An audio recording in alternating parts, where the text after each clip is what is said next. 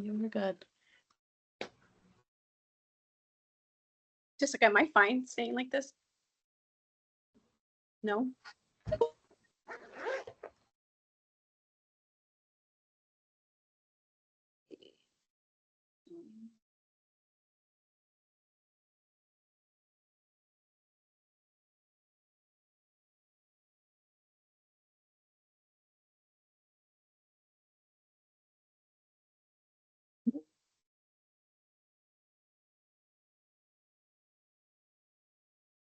It's saying hang tight.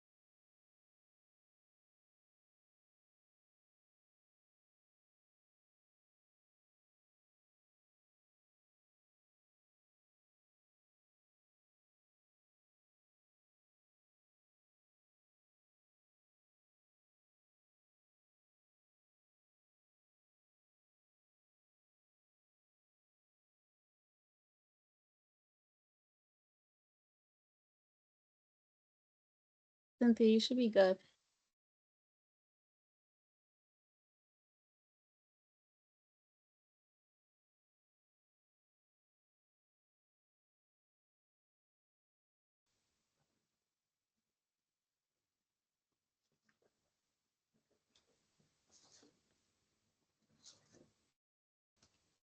We can hear you now. Okay, great. Hi. Good afternoon, everyone, and welcome to the Increasing Educator Diversity Plan Revision Process webinar that we're having today here with members of the CSDE team, as well as other stakeholders who are joining us for today's webinar. Thank you all for joining us this afternoon.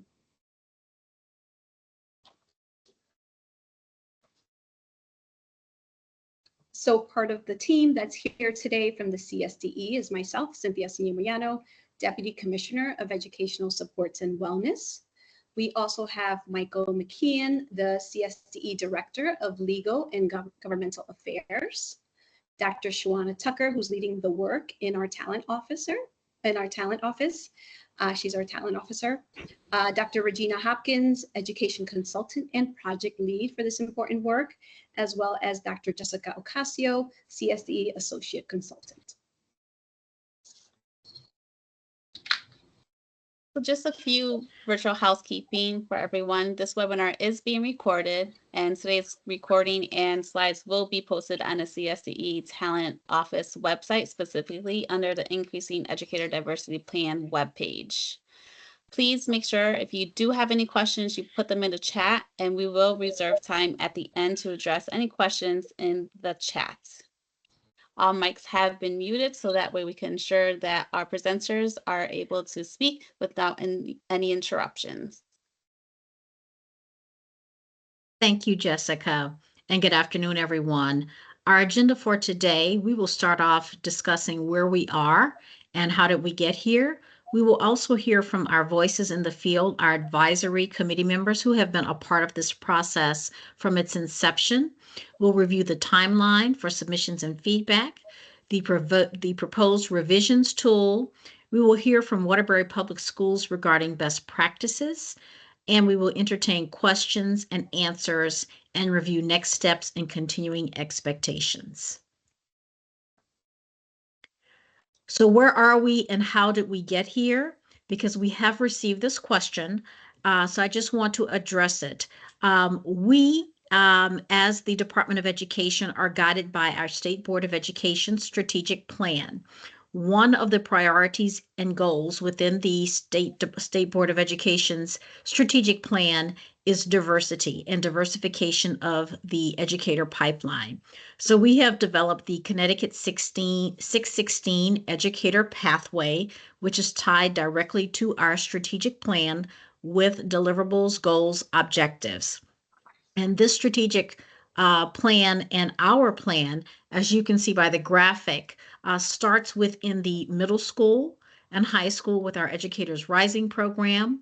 We are in the process of working with the Connecticut State College and University system, which we have for the past 2 years, on dual education credit courses. There are 3. Currently, students are allowed to take 2 per statute. We're working on changing that for 2025, but however, that statute will go away in 2026 so that students will be able to take up to 9 credit hours of education courses for dual credits. We have our Aspiring Educator Diversity Scholarship, which is now in the 2nd year and 3rd semester, in which students who have graduated from Alliance school districts and are pursuing education as a career at any of our approved educator preparation programs may receive $5,000 per semester, up to $10,000 per year, and $40,000 total to support their educational needs. And this also does apply to graduate students. We have our Next Gen Pre-Apprenticeship program housed currently at Central Connecticut State University, which we will be expanding to other universities. And we then have our apprenticeship program, and we have funding that we are supporting districts that currently house apprentices. We are in year 2 of our pilot, and our 2 piloted districts that we've started with are Waterbury and New Britain, and we will be expanding next year in 2025. And once a student completes their registered apprenticeship program and they graduate with the ultimate goal of being hired by either the district that they have worked in or another district. So that's just a very brief overview of how we at the Connecticut State Department of Education Talent Office are addressing the educator shortage and the alignment with our State Board of Education goal of diversification. Okay, moving along, Voices from the Field. I just wanted to introduce a little bit about that concept and how it came about within our department. When discussing with the team next steps of the plan, specifically the feedback component that is so important, it's important to acknowledge that many times we are required to meet legislative requirements. However, at times we don't have the opportunity for those voices, those who are most impacted with implementing these legislative mandates, the opportunity to be part of the process. And so this process is supposed to be very supportive and provide districts with feedback to assist you in being successful with diversifying your staff and having a concrete plan. It was important that as a department, we went through professional development alongside our advisors. Those are what we are calling our voices in the field, and that it be done in a collaborative manner and not be done in isolation. We tapped leaders from the field that went through training with us, but also participated in a very rich dialogue of the realities that districts face in trying to diversify their staff and in working with multiple stakeholders in order to get this done. So in that process, we identified superintendents, assistant superintendents, HR and DEI directors, as well as board members to participate in a 3-part training series that was facilitated by our partners, WestEd. And the 3-day consisted of not just training, but a lot of dialogue. And prior to that, the internal team from CSDE and those voices from the field also had to do some pre-work to prep for that training. And the pre-work really consisted in how do you critically, fulfill your commitment to addressing and mitigating biases as a reviewer, because if they were going to provide us feedback on how to do that and how to best communicate that to all of those individuals in the field, they also had to go through that training, but also acknowledge that at times when you're going through this process, it's not as easy as we all think it is. And we all bring biases to the table and to the work. And so what does that mean as reviewers? And how do you do that, and how do you work through that and engage in that? And it really consists of a reflective practice that we all as practitioners continuously do. We also had to do some pre-work in reading a case study and following the protocol on how to complete feedback and what feedback we would actually provide. And so in that training, we also reviewed a process of the IED plans review and the timeline. We discussed issues related, as I indicated before, into reviewer biases and how to mitigate them when they arise, because they do come up. And we also reviewed and learned a little bit more about the template that was used in providing districts feedback, but also the template that the districts use to create their plans. And so that feedback tool and that plan review was really, really essential in the process. What was most valuable of that process was just the insight that we all received in providing each other opportunities to discuss, to learn from one another, specifically about best practices in implementing this at the district level. And to be, realistic and very transparent in the struggles, as well as what are some of those areas of growth that we all have as practitioners, but where are those areas of opportunities that could be provided as reviewers as support for everyone? Because we all know that these plans are not just a one-shot deal or something that just lives on a shelf. It's continuous practice, and that starts with our own reflective practice. And so this process was very comprehensive, but it was very collaborative in nature. And so today I want to introduce some of our advisors that are here to talk a little bit about some of those common themes that we saw through this process, what they learned, and also what they learned in providing critical feedback, and what they will use in moving forward. So I will introduce some of the members. Today we have Matthew Geary, Superintendent of Manchester Public Schools. We also have Daisy Torres Hill, who's the Assistant Superintendent of Teaching and Learning for Hartford Public Schools. Dr. Stacy McCann, Middletown Public Schools Assistant Superintendent of Teaching and Learning. We also have Leonard Lockhart, Windsor's Board of Education Chair, as well as Juan Mendoza, Waterbury Public Schools Assistant Superintendent of Human Capital. So this will be like a question and discussion period, and Dr. Ocasio will take it from here. Thank you. We have a few questions for our members, for the voices from the field. And the first one is going to go to everyone, starting with SMART goals and theory of action.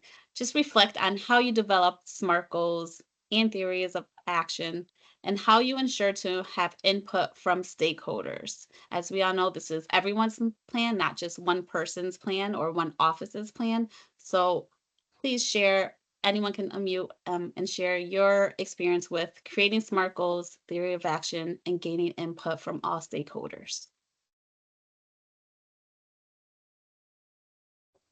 I'll start from the Middletown lens.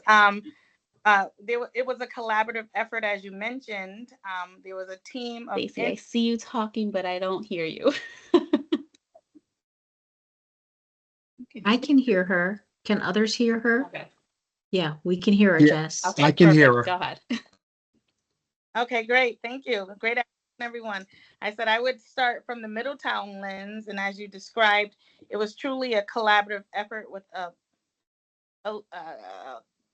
multitude of stakeholders that included our leads of human resources, Mr. Harry Snyder, who's on today, and our Assistant Superintendent of Administration, along with teacher leaders in the field. We had directors.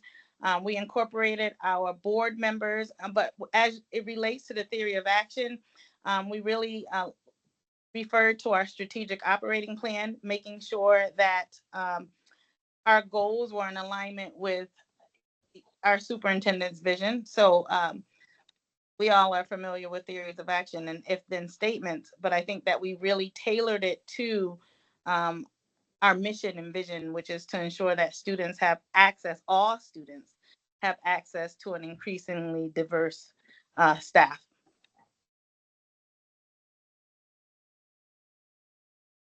Thank you so much. Good afternoon, everyone. This is Daisy Torres Hill from Hartford Public Schools. Just want to check to make sure everybody can hear me. Yep, I'm seeing nods. Excellent. And thank you for having me here today. I'm very, happy to be here to share a little bit of our perspective. And just as Dr. McMahon shared, we also had a very diverse group supporting our plan here in Hartford. Also connected to our district priority around diversifying our workforce. And in one of the pieces that was really instrumental in developing our theory of action, we know we wanted to talk about and really include recruitment, retention practices, even hiring, but we couldn't do that in isolation. And so it was really important that we had various stakeholders with diverse perspectives included in our plan. And so we developed a guiding committee that included board members, central office leadership, teacher, voice, and we also had subcommittees, right, that also informed the work regarding recruitment, selection and hiring, and retention, because as was noted by Dr. Ocasio, this isn't just an HR initiative. This is about us buying in collectively if we want to see this work move forward in a positive direction.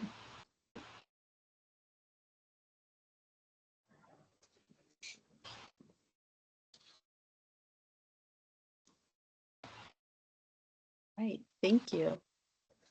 The next question I'm going to direct to Mr. Geary. How did you implement from the leadership perspective, including informing the board and engaging the community?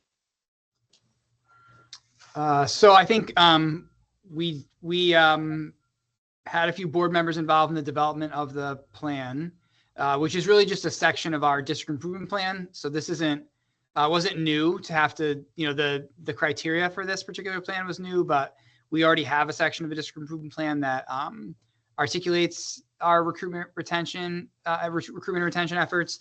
So we had some board members who were part of the process. We was sort of co-led by our human resources assistant superintendent and our equity director. And I think we had board members in the process as we developed. And then I think shared the plan with them. For us, we've been working very diligently to improve our recruitment and retention stats for the last 10 years. So it definitely wasn't new for our board or our community to hear. I think it's something we've been talking about for a while. I think, trying to be really, really specific about 2 or 3 strategies that ultimately have moved the needle more than the other 10 was a big part of it. But basically we tried to have board members involved early on, and then we shared the plan with the community at a board meeting.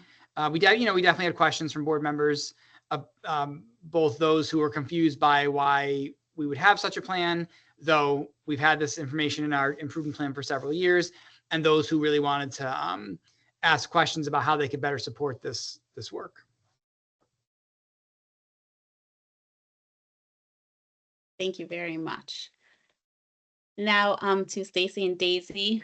Why was it important to ensure that action steps were aligned with goals and plans?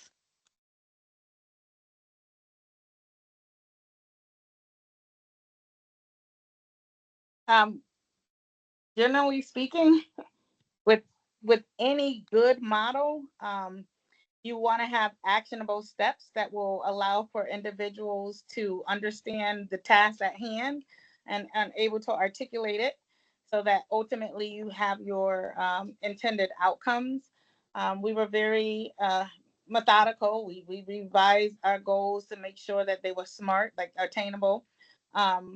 But the implementation piece, which is the action steps, truly lends itself to seeing the work translates from off the paper into action. So both those pieces are critical to making everyone is informed and everyone knows which direction we're moving in. I would also add, I just think really it's important to underscore the importance of having clear, realistic, and actionable goals, right? And those deliverables that everybody has ownership around. I think for us, it was important to assign, to specific folks, and to be very candid and open about what are some of the resources required and the risks and the mitigations. It's not about just putting something on paper, right? It is really about having those deep conversations around moving this very important work. And so that forced us to have those accountability structures, and that we check in to make sure that those steps are happening. So that progress monitoring piece is really critical, and to know that this is a living document, right? It is something that's going to be evolved, and it takes time, and to name that, but to make sure that we are moving and holding each other accountable to accomplish our goals.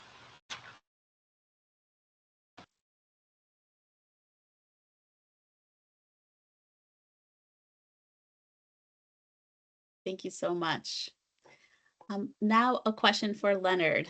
You are a Board of Education representative. So how did you educate and inform fellow board members in regards to the Increasing Educator Diversity Plan? Thank you for the question. Before I begin, I'm no longer the president of the Windsor Board of Education. I'm board secretary, so I want to be respectful to Mr. David Fury, who is the current chair of Windsor Public Schools Board of Education. As a board member, I went into this process looking at it just with a clean slate and trying to understand what districts would go through from both a rural perspective, suburban perspective, and an urban perspective, and to see how they can support any of their work, and to see how this work would be added on to the perceived burdens that they must execute on a daily basis. So when I expressed it to my Board of Education, as well as all the boards of education I've engaged around the state as CADE president, I want them to look at it as being a partner with the superintendent to help craft the vision of how are you going to increase diversity within your ranks, and what does that look like, not only from an education standpoint, but look at factors like housing, your community. You can have diversity, but are they going to be a sense of belonging within your ecosystem, and that they're feeling supported with this work? And then on that top of that, the Board of Education members, we have to provide the funding for this work and this professional development to happen in order for it to be effective. And there's a lot of districts that just don't have that resource based off of their zip code. That's just a harsh reality. And so from my perspective, I want to make sure that I advocated towards my board that we're blessed to be able to do this work, but let's also make sure that we think of those that do not have the ability to do this work, and how can we be a collective supportive network to make sure that we can advocate for them and to advocate for them to the state to make sure they have the ability to actually execute this work. So just like our oath as state board members, our actions don't only impact what we do at our local boards, but it impacts everybody in the state of Connecticut, and we're a collective group. So a lot of board members were very excited about this, but they're quite concerned about how they're going to be able to actually fund this essential good work that needs to happen. But there's just so many priorities on the plate. It might be one of those things that's left on the cutting room floor, so to speak, and they don't want that to happen. So my role is to educate, advise them of the process that I went through. It was very robust, very genuine, very candid conversations, and we have to be supportive of our superintendents to make sure that we help to get the work off the ground and execute it correctly. Thank you so much, Leonard. And now this is a question for everyone. What are some next steps for your district and some best practices to ensure that your IED plans, increasing educator plans, are implemented with fidelity?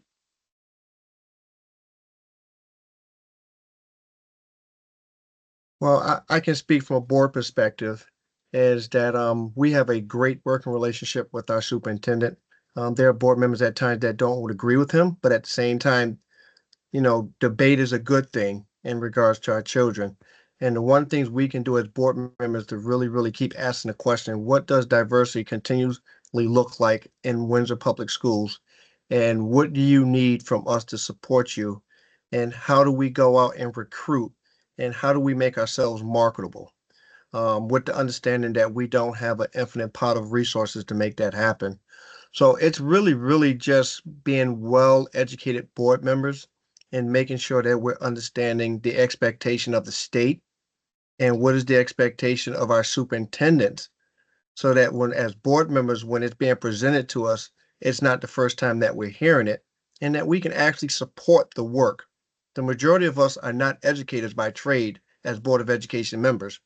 So we have to go into this work with the same amount of intense professional development to make sure we understand the work, why it's happening, how it's tied to performance, and how it's tied to culture within the building that the superintendents are trying to build. And we have a ethical responsibility to go out and advocate for the funding for it as well. So it's a team effort. It's not on the superintendent alone. He or she can't do it alone. And it takes everybody collective, the board, the community, the teachers, the janitors, the nurses, the coaches. Everyone is part of this work. There's no small I in this work. And as board members, we have to continue to push that narrative.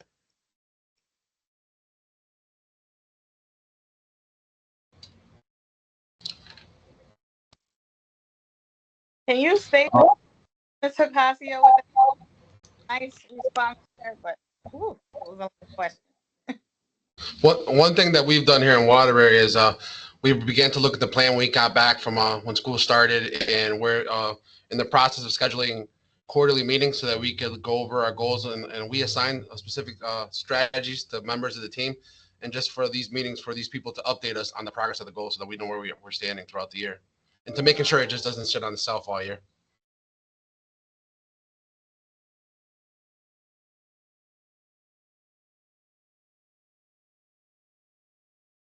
So I would add that we are currently making some slight revisions to our plan.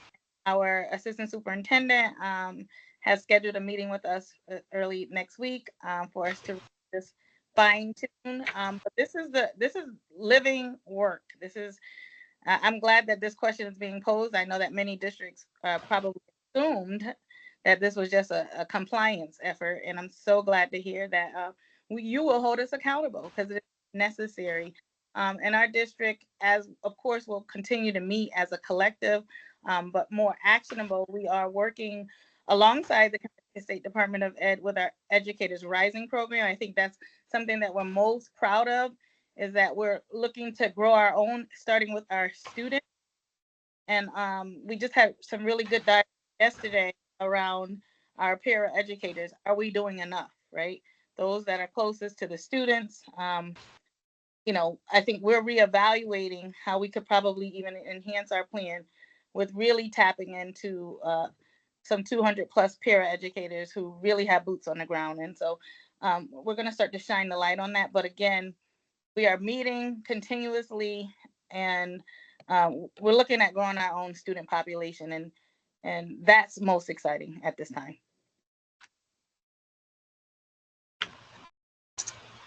Thank you. I will also just add, in terms of our district plan, I think I'll echo some of my colleagues here on some districts on the call who are sharing that it's time to reconvene the group, right? This was work we started. It's time to check in and see where we are with our action steps. And some of the work that's starting to happen in our district is we were trying to be really intentional around using our current HPS staff as ambassadors for the work, and really thinking through networking and recruitment events a little differently. We are looking into affinity groups with some of our educators in our district. And so really grabbing hold of our existing structures and revisiting the work on our plan to make sure that these steps are coming to fruition, and that we begin to push the work forward I think that is why this plan for us is so important, so that we can continue to revise and make sure that we are being intentional and thoughtful around our strategic priorities. I'll just add that we'll give a board update at the end of November, I'm sorry, the end of October on human capital and talent development, like that we do that annually. So that I think, you just finished hiring season, well, to the extent the hiring season is finished ever now, but the bulk of the hiring season is finished. So now is the time to really review the data on who we hired, who we lost, and then to go back, I think, as my colleagues have said, to the plan. But we'll give a board update. Our assistant superintendent for human capital will give a board update the second board meeting of October, which I think just keeps this in their minds as we head into budget season, and also it just allows for some public accountability on the progress of the plan.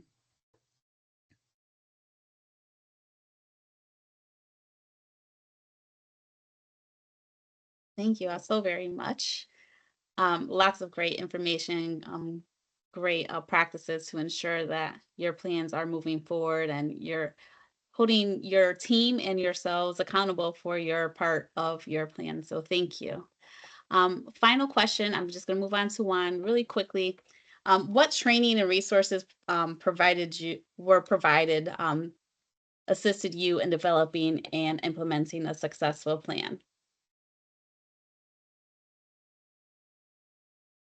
So what we did was we used the resources that you shared, which were the toolkit for educator diversity and the guidebook for hiring and selection. I think that was very helpful in developing the plan. Also, we took advantage of the meeting that you had sent out invites for to meet with West Ed. We found that meeting very productive. They gave us a lot of feedback on our plan, and it actually helped us present to our board.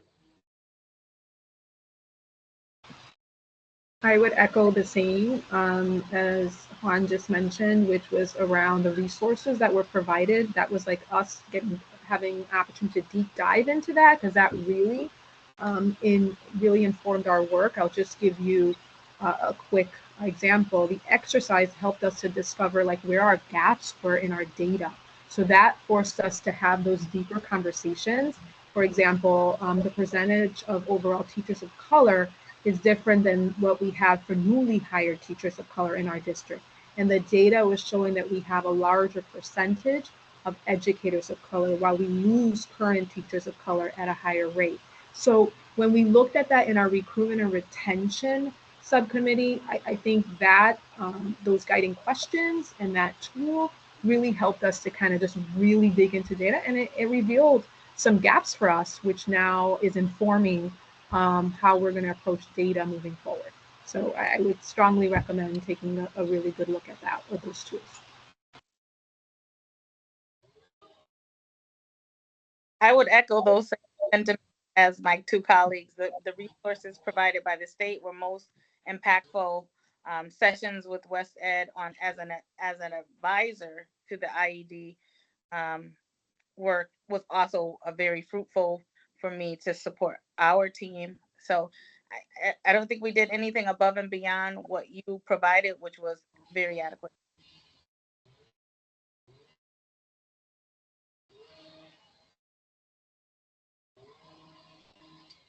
Thank you.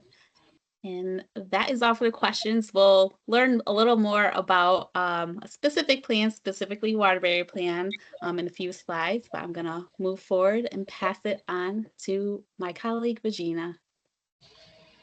Thank you, Jessica. Good afternoon, everyone.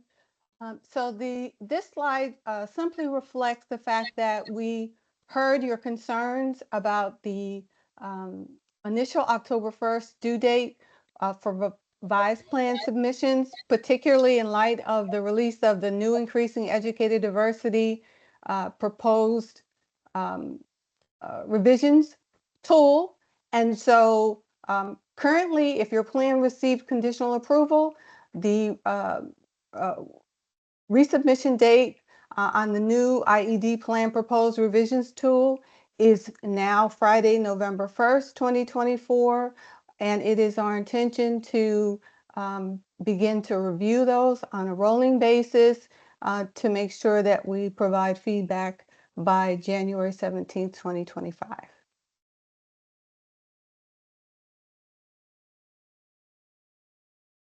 Next slide.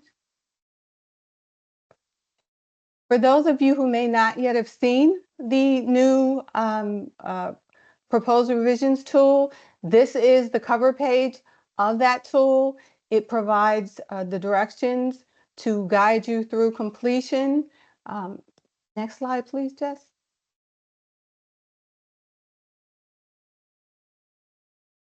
And this slide is where you will actually provide the information specifically for each section of your plan for which you received reviewer feedback.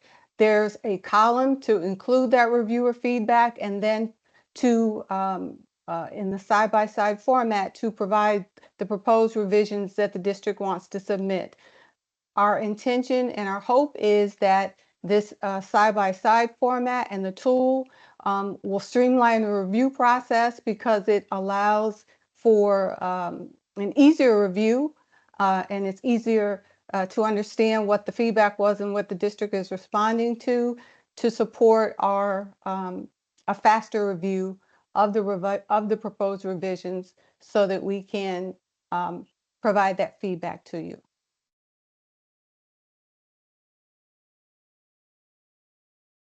The other thing that we wanted to make you aware of is that there will be coming soon a mini toolkit, as it were, and this will contain a sample of the Brookside plan. For those of you familiar with the tools, the Brookside story is a fictitious district, and that was included in the guidebook for hiring and selection. And so the mini toolkit will actually contain a plan submission on the IED plan template by the Brookside district. It will contain the reviewer feedback to that plan, and then include the district's response to the reviewer feedback to give you an idea of what that looks like.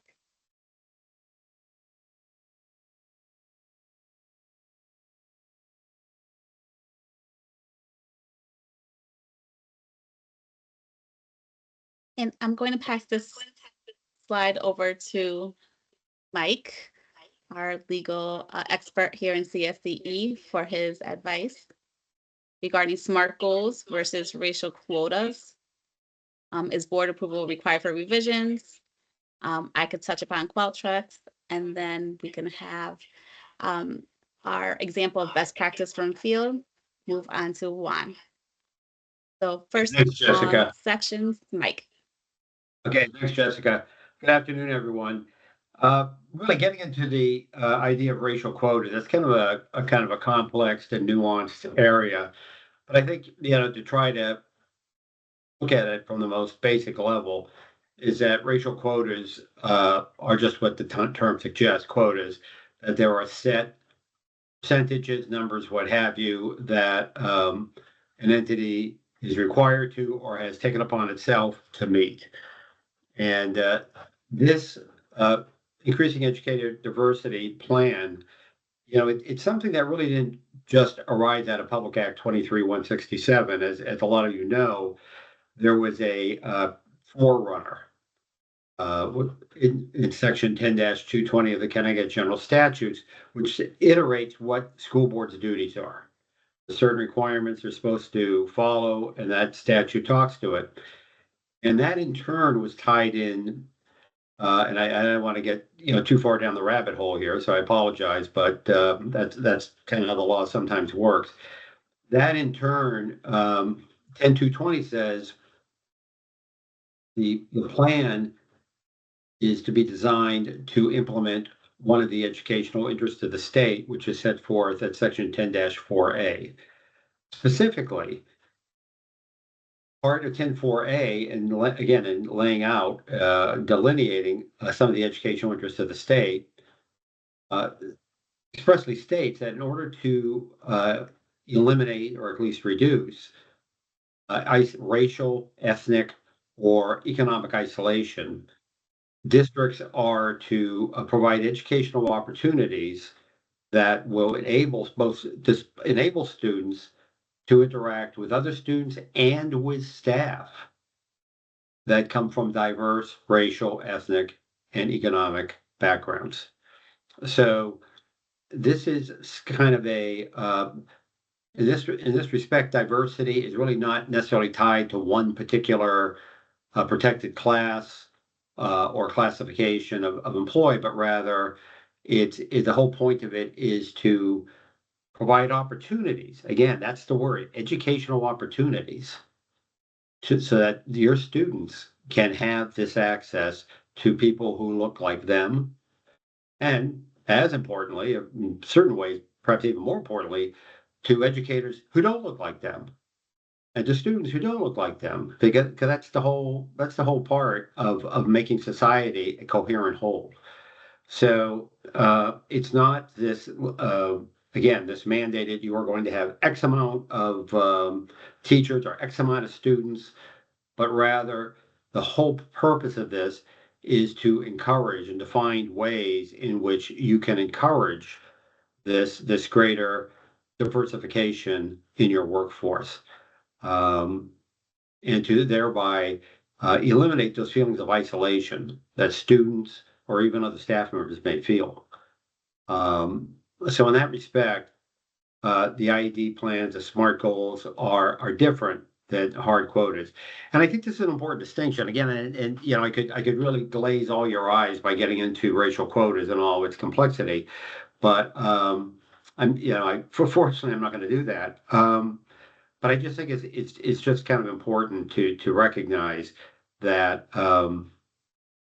because people will say, well, wait a second, there's just a U.S. Supreme Court decision involving Harvard, which said that that's unconstitutional if you're, relying upon people's race or ethnicity. Well, yeah, if you have set aside a quota, that is questionable now with respect to Supreme Court rulings. But this is not a quota. This is an educational opportunity. And how do we reach that educational opportunity? How do we get there? How do districts get there? How do districts make sure that all their students feel seen and feel that, you know what, I'm not alone here. So that, again, is a key educational interest of the state. And these plans are designed to try to ensure that educational interest is implemented. With respect to a board approval, before I joined the state, I represented school boards for many, many, many years. And so typically, as you know, boards have policies, and these policies are updated on occasion. And that might be due to changes in the law or just a board's desire to keep up with the times. And typically, there's a committee of the board that will review proposed policies, maybe a policy committee of the board, and they approve new policies, and it goes through a process. They bring them to the full board and they discuss it and so forth and so on. So we require board approval of your IED plan from the get-go. But if upon review of that proposed plan, it's determined that, well, you know what, you need to tweak it a little bit. It's you're on the right path, but there's still just a little bit more you have to go, a little more distance you have to go with it. We at the department do not require you to go back to your board. That really is a district level decision. And therefore, that's something that you really need to discuss internally, the superintendent and the board, and also discuss with your local district council. It's also really maybe come down to a comfort level between the board and the administration as to whether the board wants to go through this process again of re-reviewing the amended board policy. Practically speaking, if we're just talking pretty minor tweaks, I don't know if you really need the board to sign off on it. But again, that's a local issue. I can't give you legal advice because I work for the state. But based upon my own years of practical experience representing boards, I know there are some boards that want their fingerprints on everything and would want to see any changes. But there are other boards who would decide that, well, we don't think these are really substantive changes. They're just some minor adjustments. And so we're good. We're good with that. So that really does come down to a local district decision. Um, and, so again, you need to discuss it internally, and also you might want to bounce it off to your local attorneys just to see what their comfort level is. Okay, thank you. Thank you so much. Now, in regards to Qualtrics, I know there were some technical issues with the initial submissions of the IED plans on Qualtrics. We were able to get some plans that were submitted but not shown as submitted on Qualtrics from people directly emailing it to us. If you have not heard back from the CSDE regarding your plan's approval status, please feel free to email sde.iedplans@ct.gov just to confirm your plan was received. If it was not received, obviously we will just notify you and you will email us the plan. For revisions, there is a Qualtrics link for submitting revisions or the revised tool that Regina discussed earlier. And you have the option of submitting one or the other or both into Qualtrics. So far, we've been good, fingers crossed, with all submissions coming in with no issues. However, if you want to ensure that your plan or your revision tool was submitted properly, you can email, I'll say it again, I know a couple of people were asking in the chat, I'll put it in the chat as well. You can email sde.iedplans@ct.gov. And you can always just double check, confirm, and we'll let you know if it was received. But as I mentioned, so far, all the submissions that we've been receiving have been coming in with no issues at all. Now I'm going to move it on to best practices from the field, and I'm going to welcome Juan Mendoza, Assistant Superintendent of Human Capital, to share his Increasing Educator Diversity Plan for Waterbury Public Schools.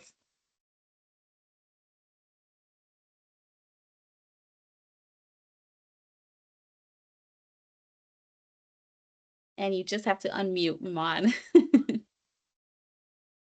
Can you hear me now? I apologize. Good afternoon, everyone. So I'm here to present our plan. So like we mentioned previously, initially we began the process by forming a team to assess our district's needs and develop our IED plan. We used the resources that were provided to us by the Connecticut State Department of Education to create the plan. We used the Toolkit for Educator Diversity and the Guidebook for Hiring Selection.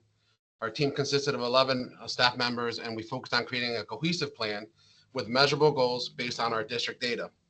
In the following slides, I'll review each goal and the strategies to achieve them. Our 3 goals are strategically aligned. First, recruiting for our Grow Your Own initiatives. Second, eliminating bias in our hiring process. And our third, retaining teachers by examining our district's culture and the climate.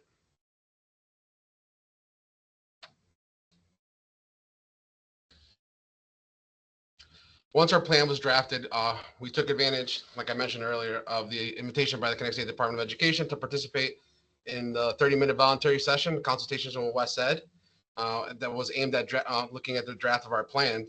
Overall, the consultant team praised the clarity and cohesiveness of our goals and the effective utilization of data throughout the plan. They did provide feedback to clarify the identification of strategies to include ownership of who's responsible for each action, and also to revise the listed progress indicators to be more specific.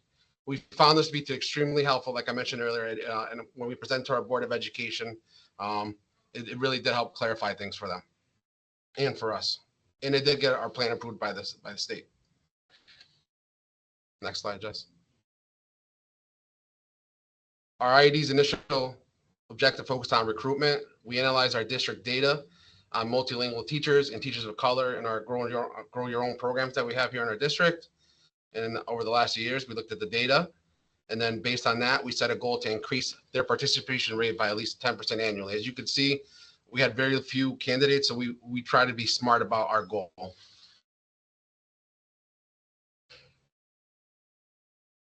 To achieve this, we set out to diversify our candidate pool by launching new initiatives and by strengthening existing programs, providing alternate pathways for non-certified staff to obtain teaching certification. We decided to do the following. We would review and revise application questions to eliminate bias. We would continue to participate in HBCU and HSI educator career fairs. We'd collaborate with a local community organization to gather and analyze data for community focus groups. And based on what we learned from that, we would develop a guide to share with the community in various languages on how to become a WPS educator. We wanted to maintain our existing Grow Your Own programs, which are listed here on this slide. And we also wanted to add to that. So we are going to be adding 2 programs this year to our Grow Your Own programs.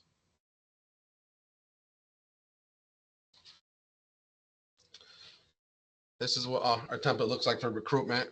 For our recruitment goal, we focused on making sure that there was progression in our district Grow Your Own programs, like I mentioned, using the categories listed in the state provided template, held us accountable to ensure that we were able to maintain our goal, monitor the progress of our goals, and address any barriers hindering our success.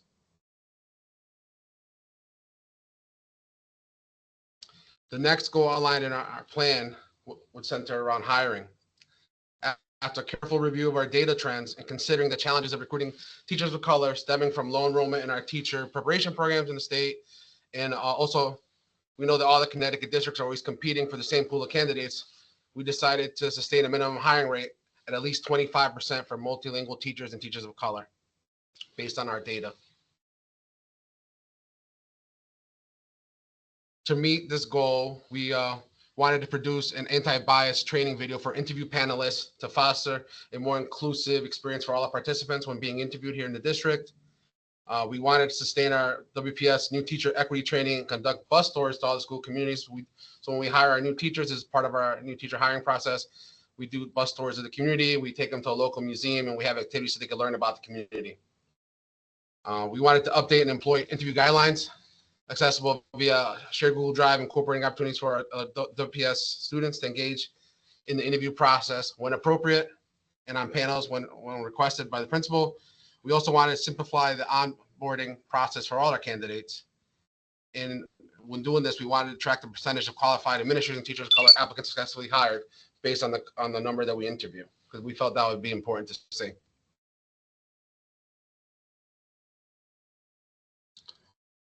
We thought it was important also to have our data trends be visible in our plan to support our SMART goal, and that all the strategies had a team member, which was assigned as a lead monitor to monitor the strategies. Initially in our plan, we just had titles, and based on our meeting with West Ed, they really felt it would be more powerful to actually put a name assigned to the strategy, so that way we could have someone accountable on the team to make sure that we're implementing these strategies.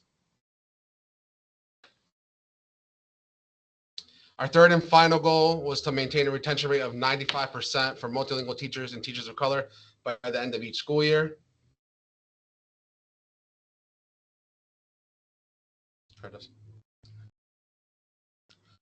Our strategies for achieving our retention goal included the following. We were establishing systems to monitor the retention rates of multilingual teachers and teachers of color, initiating the annual tracking of multilingual teachers and teachers of color rates, which we hadn't done before, so we thought it'd be important to track that. But we wanted to sustain our affinity groups. We wanted to provide professional development sessions on equitable practices and policies, as well as enhancing school culture and climate. We wanted to try to pair our new teachers of color with teacher mentors of colors whenever it was feasible in the district. We thought that was important. And we also wanted to conduct anonymous surveys to gather feedback from multilingual teachers and teachers of color to see what the climate is like out in our district. For this particular goal, like as I mentioned, we did not have any data because it hadn't been tracked previously. But we recognize that moving forward, we will need to create a system to record the data on our retention of teachers of color. Our strategies mostly focused on supporting teachers of color through systematic tracking, providing professional development, and creating inclusive environments in our schools.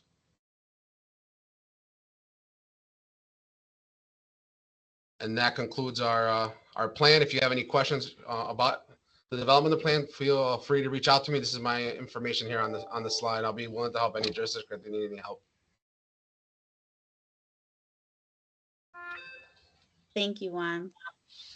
There are a few questions in the chat. So right now we will go ahead and answer some of those questions. So the first one may have been answered previously by Regina, but for those who have not received approval for their plans, are there exemplar or close to exemplar sets that can be shared? It is always good to have a model. I'll pass that to Regina.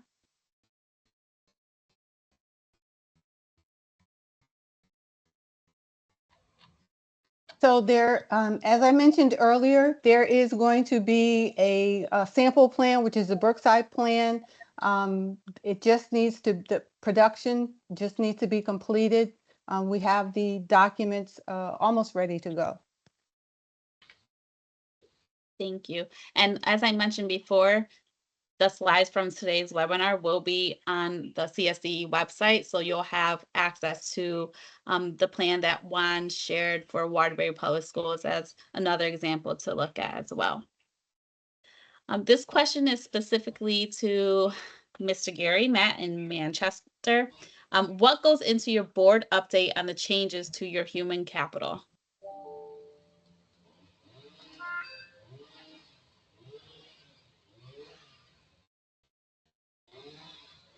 And if he's not able to answer that, maybe Daisy, Juan, or Stacy are available to answer that question.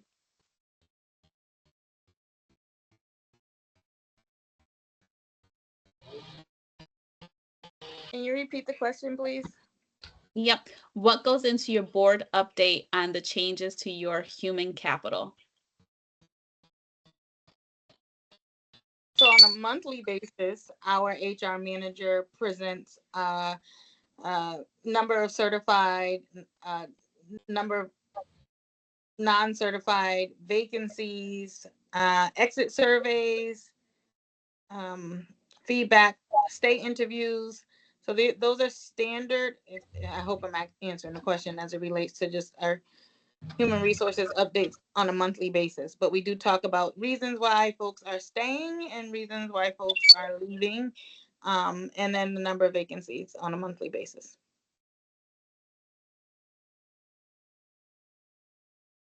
I would also just add similar, we really take a look at data, right? And really updating the board on our number of vacancies and our strategies to filling those vacancies, really looking at survey data, right, as it relates to the vacancies and thinking through how those alignments are playing out in terms of our district vision and our priorities around diversifying talent and increasing our retention and recruitment in our district. In our district, it's a lot of the same that our colleagues just shared with you. Additionally, our district's really big on making sure that we report out on our hiring of teachers of color, and they like to see data trends. They always ask us to present and compare it to previous years, at least 3 or 4 years back. And they also like for us to compare it to the state average, so they kind of know where we are.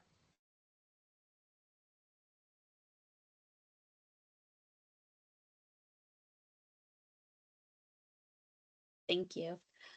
The next question was just from someone saying, thank you for the leaders who shared your perspectives today. It's always helpful to learn from one another, and your generosity is much appreciated.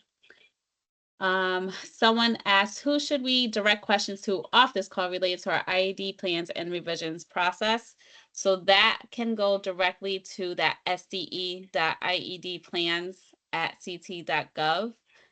That goes directly to the talent office, and you will receive a response from that email.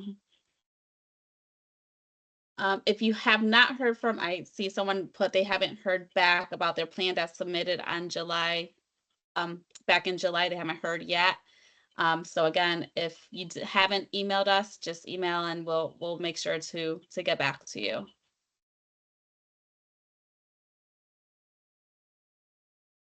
So just reading here, we received conditional approval. However, feedback we received related to using EdSite data, adding research and root cause elements, and having single task accountability owners, which none of these appear in exemplars approved plans. So there seems to be inconsistencies in the feedback. As we collaborate with HR colleagues, we're seeing more consistencies in feedback received across districts. We are happy to make changes as needed in our plan. How are we going to reconcile inconsistencies? It can be very confusing.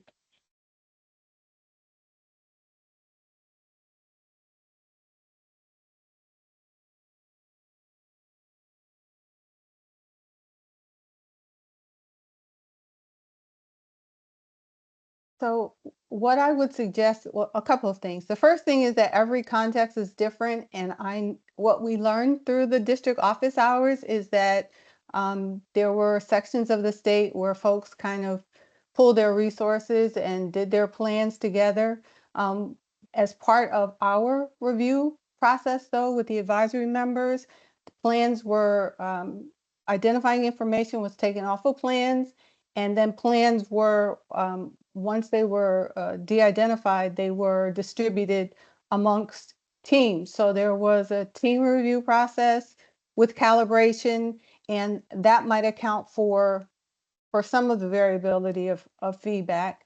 The other reality is that in terms of your understanding that you're part of a larger region, and in some cases it was important for you all to be intentional in doing your increasing educator diversity plans.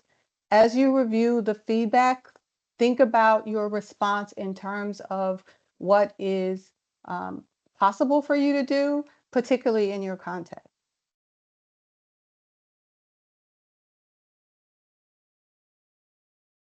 Thank you. Another question is, given the proposed revision section is a single text box, can we add a link there to the plan template rather than copying and pasting from the various columns?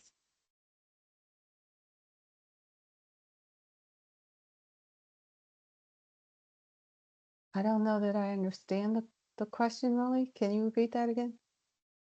Yep. So with the new revision tool, I believe they're speaking about, there is the single text box.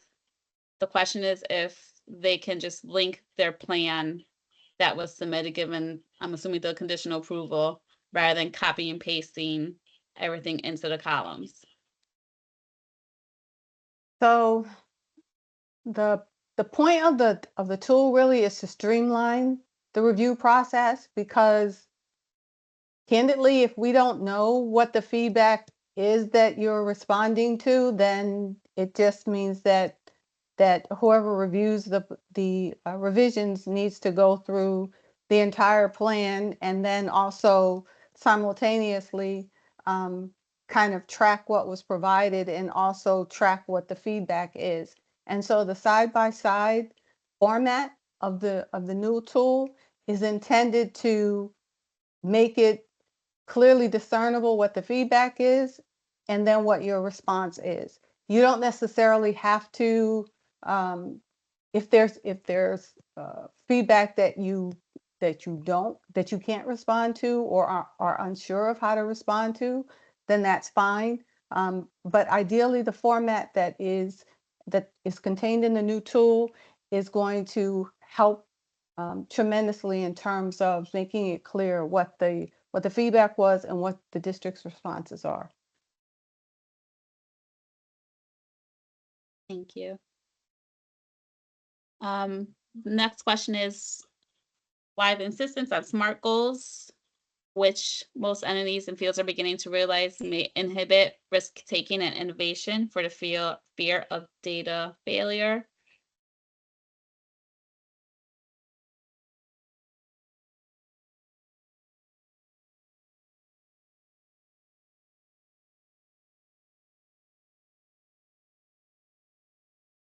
As educators, SMART goals are not unfamiliar to us. The point of having SMART goals in the increasing educator diversity plans is to ensure that there are some measurable targets that are contained in your goals that also support and inform your how you determine what your indicators of progress are. And I think that the folks from the districts who have been kind enough to join us today and talk about their process have kind of underscored the value and importance of data collection and having benchmarks that they could use to track their progress and also to share out information to their boards. Thank you.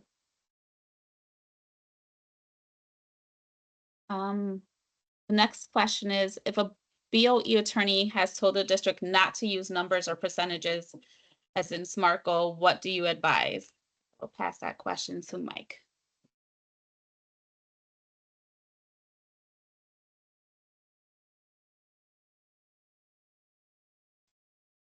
It'd probably help if I actually unmuted. So the question is, if the district's attorney advises not to use numbers with respect to this plan, what do we advise to that? Okay. Yes.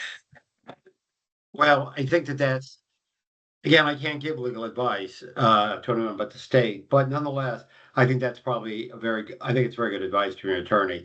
If you start getting into hard numbers, there's a greater chance that someone's going to say, hey, these are quotas that, and who's to say? I mean, that a court will apply to such situation, kind of the same reasoning that they applied in the Harvard case on a student admissions case. Now, student admissions, workplace, two different things.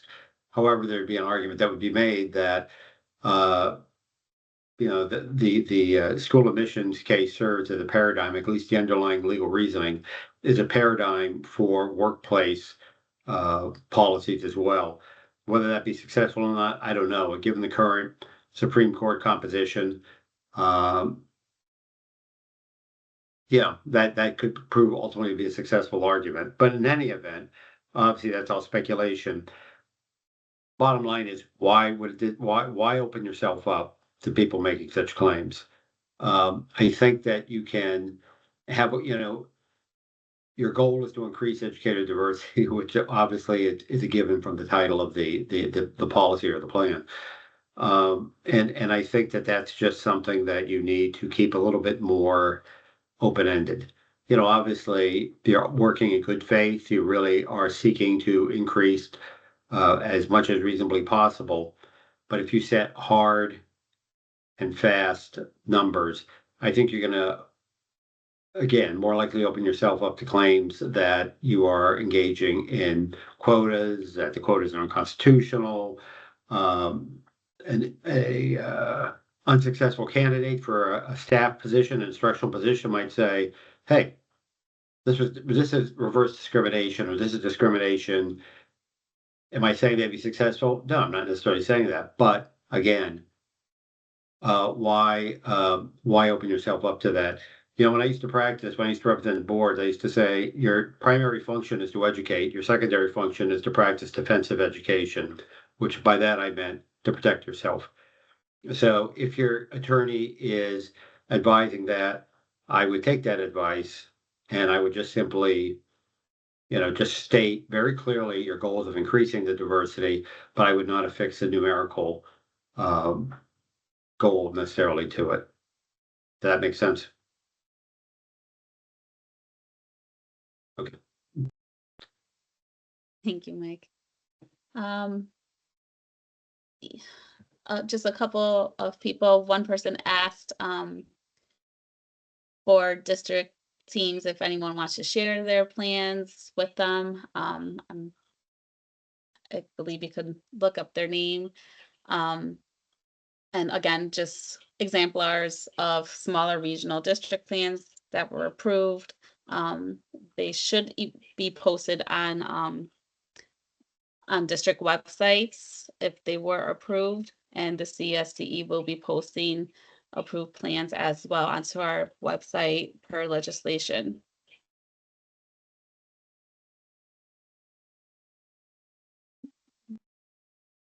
So one question was, in regards to feedback, it said that they needed to add data, goals, percentages.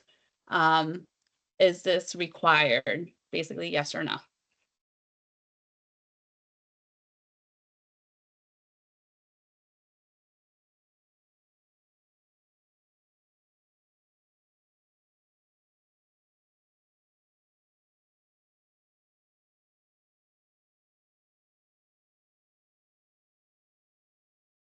Regina, would you like to touch upon that? regarding SMART goals or specific numbers. Some people they're asking for clarification on SMART goals.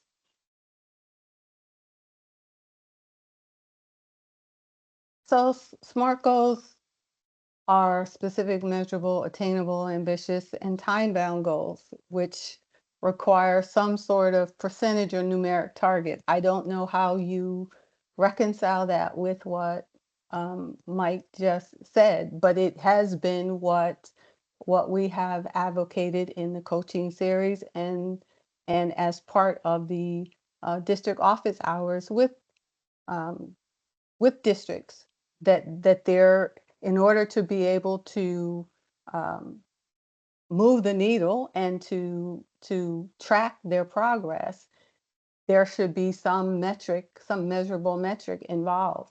It doesn't necessarily mean that you have to specify particular percentages of educators of color or people, period, but in terms of just generally using, for example, the Ed Diversity dashboard data that provides comparative data for districts, educators of color relative to their students of color. That information is provided in percentage forms over the course of, probably a decade. So the guidance to districts has been to think about what their goals or targets are over a span of time to increase educator diversity. Is it going to be 2% or 5%, or depending on where they are in it currently?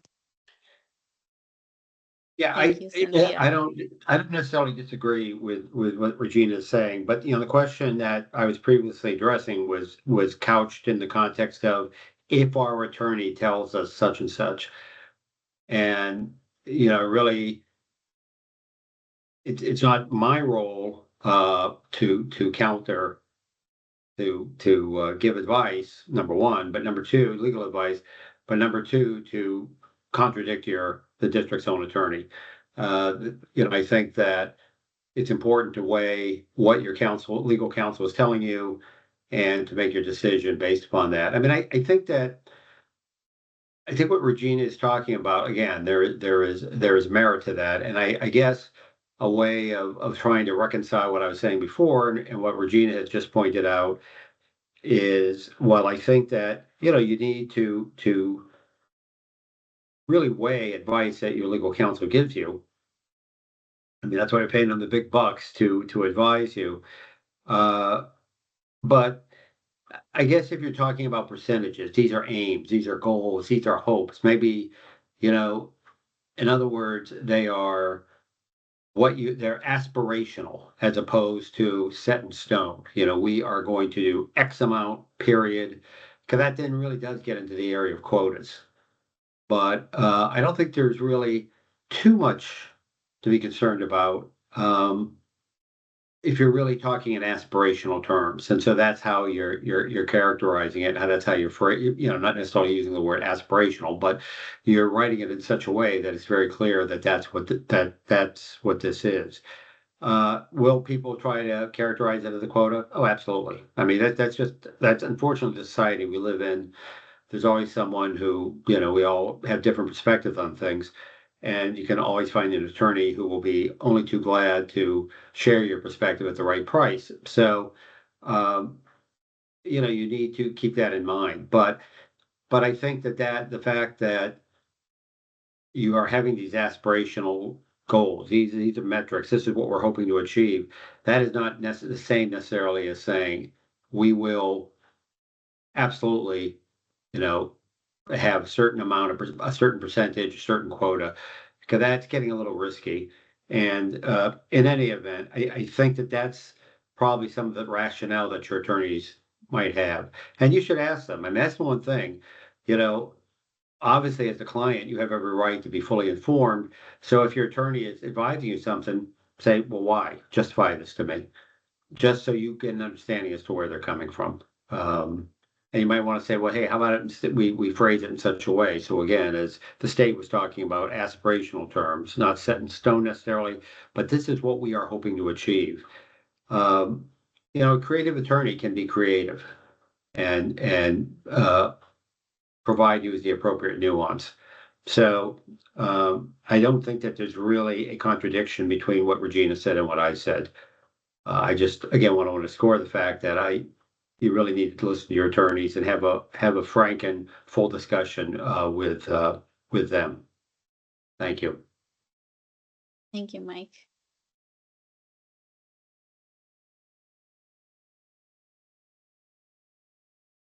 That's the end of our webinar. Thank you all for your ID plans. Please feel free to continue to email questions that you might have.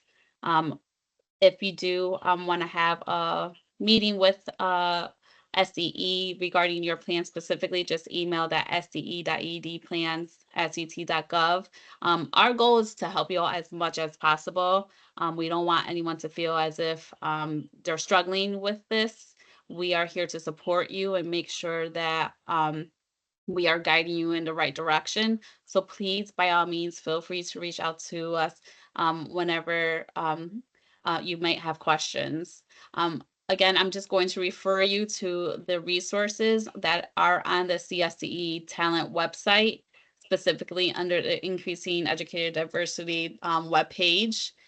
We have links to all the different resources that are available, including the guidebooks, toolkits, the plan templates, along with the revision tool template as well. And again, just feel free to email any inquiries to the email address, and we will make sure that we respond back to you. And as I mentioned before, we're here to support. We're here to make sure that we are able to put out our best plans for each district. So please reach out to us at any time, and we'll be more than happy to help you. Hopefully we can get through all the plans soon, but we appreciate everyone's patience with this. And again, thank you all for your time.